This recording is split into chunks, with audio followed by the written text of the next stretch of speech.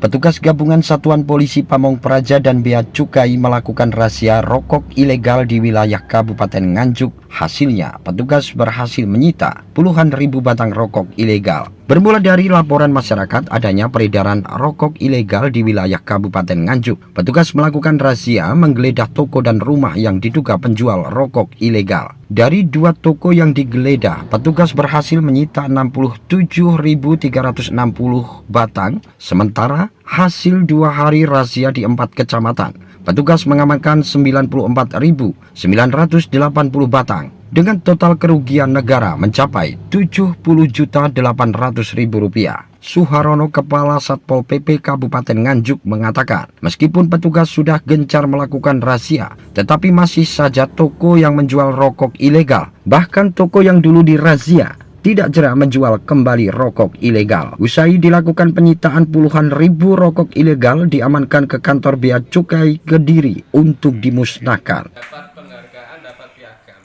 Sesuai dengan tugas yang diberikan oleh negara kepada pemerintah daerah Kabupaten Nganjuk dalam hal peredaran rokok ilegal, kami beserta Bea Cukai hari kemarin dan hari ini mengadakan operasi bersama, dan hari ini kita mendapatkan rokok ilegal sebanyak 67.530 batang. Kalau dinilai barang itu sebesar Rp93.191.400 nilai barang semuanya. Tapi kalau dihitung kerugian negara sebanyak 50.337.380 dari 1 kecamatan tadi ya, 1 kecamatan, tapi 2 tempat.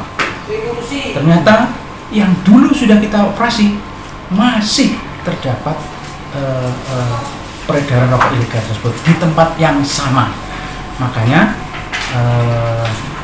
nanti kami mohon kepada mungkin Bea Cukai untuk tindak lanjutnya bagaimana itu supaya ada efek jerahnya itu ya. Kalau kemarin kita mendapatkan 27.450 batang, makanya kalau dari kemarin dan hari ini berarti 4 kecamatan, kemarin 7 toko, sekarang 2, itu sebanyak 94.980 batang rokok, hampir 95.000. Kerugian negaranya 70.815.80 rupiah. Ini sampai terakhir, padahal selama 3 tahun itu sudah gencar sekali, tapi masih ada saja. Makanya nanti mohon tindak lanjut ya. Bagaimana itu SOP-nya Bea Cukai supaya lebih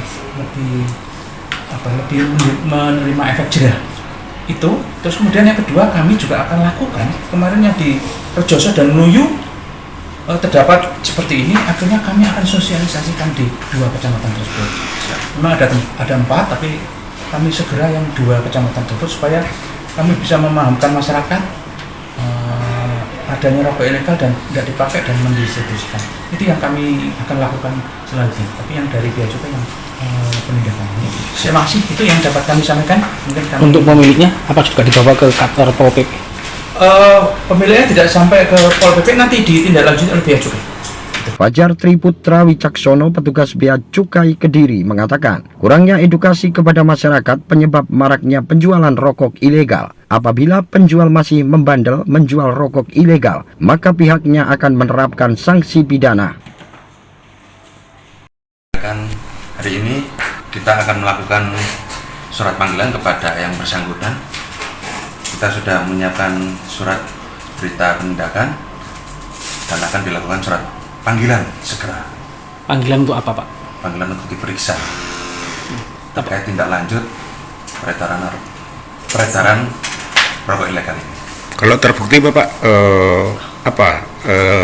sanksi hukumnya itu? Sanksi hukumnya sesuai dengan undang-undang dapat dikenakan pidana termasuk denda dan ultimum remedium.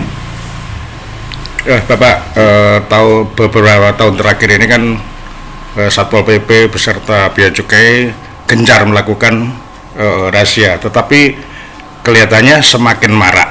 Itu disebabkan karena apa, Pak? Itu disebabkan oleh banyaknya kurang edukasi atau sosialisasi yang dipahami oleh masyarakat, karena kan harga rokok ini yang legal sangat tinggi.